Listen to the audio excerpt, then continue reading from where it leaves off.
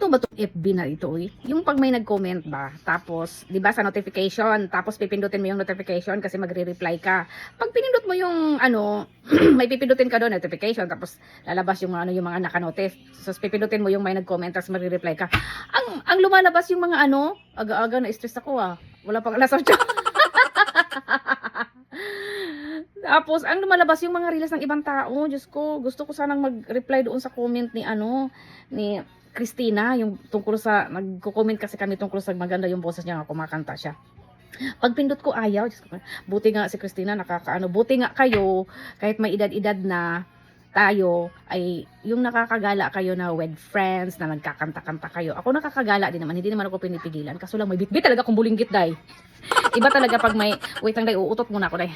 Tapos ako umutot, day. Ngayon, hindi ko na yan pinarinig ko sa inyo. Oy, parinig ko pa, video ko pa, baka mabayolins pa tayo.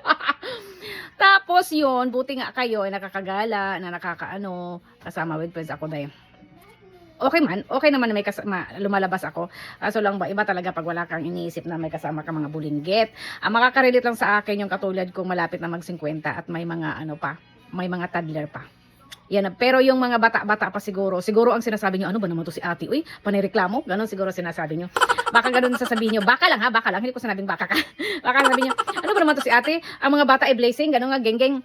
Ang makaka-relate lang sa nararamdaman ko ay yung, ano, yung nagkaanak ng may edad na gusto ka na magliwaliw, gusto ka na mag-happy-happy in your half of your life ba yan?